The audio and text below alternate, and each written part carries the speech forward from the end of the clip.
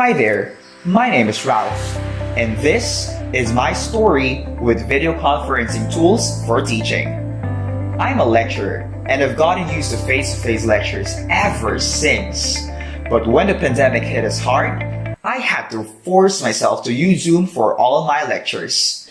In my experience, I realized that technology wasn't just a part of me, technology became me. And let me tell you why. Now, let me get it straight. I was worried for 3 reasons the first time I experienced video conferencing. 1, it was my first time using a video conferencing tool.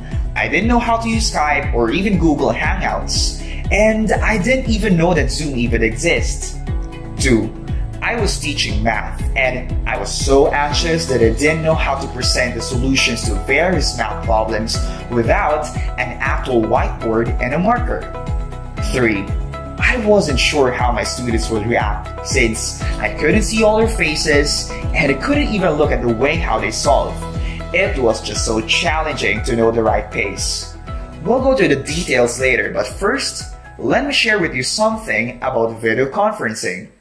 Video conferencing falls under Taylor's 3rd generation distance education called the telelearning model, which applies telecommunications to make synchronous communication possible. Take it this way.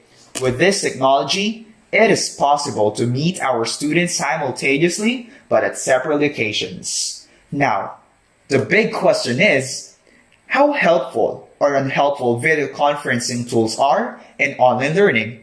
Does it really increase learner engagement or does it promote passive learning? Let me relate the situation to the theories of technological determinism and the social construction of technology.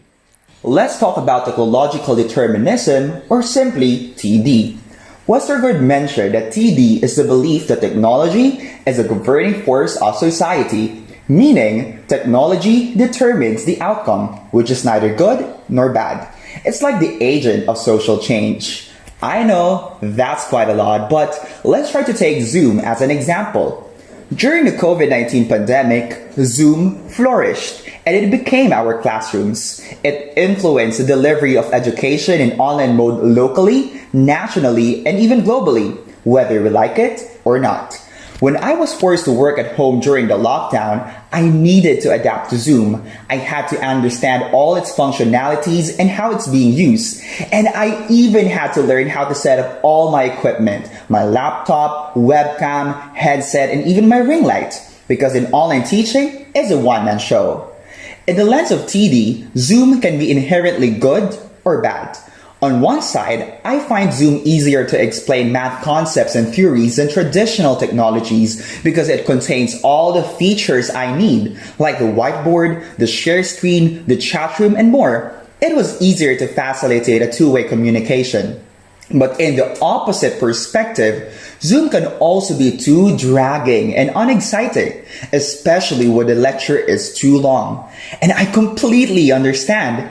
I've been a participant once. I've attended several webinars and I also caught myself inattentive and sleeping. My attention span could never. So in TD, Zoom actually determines what it does for both the teacher or the students, whether it promotes learning engagement or its opposite. But for the social construction of technology, or should I say Scot, it's the other way around. The teacher and the students actually determine how they would use Zoom for teaching and learning. Westergaard also emphasized that new technologies are innovated in Scot because of certain human needs or problems which influence us socially or economically. Basically, the focus isn't the technology itself, but how social actors use it for a specific purpose.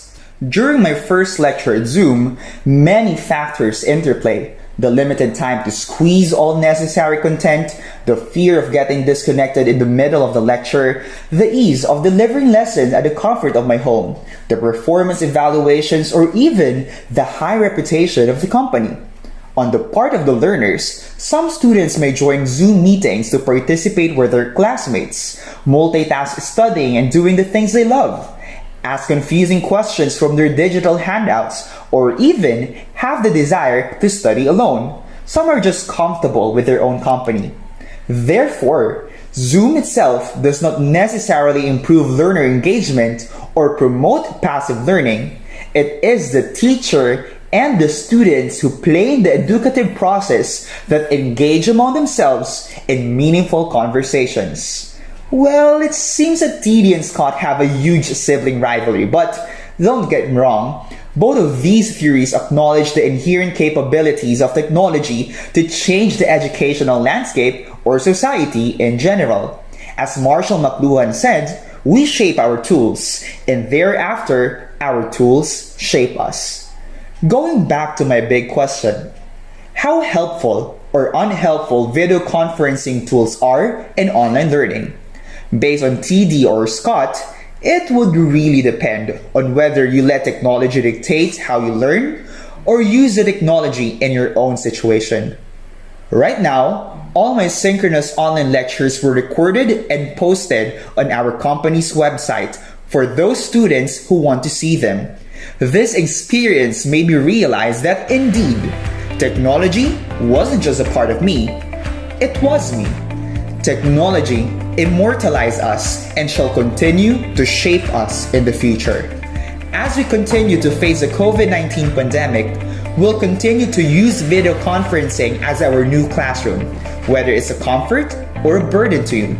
We are currently entering a new revolution in education, and we have to be ready whether we like it or not.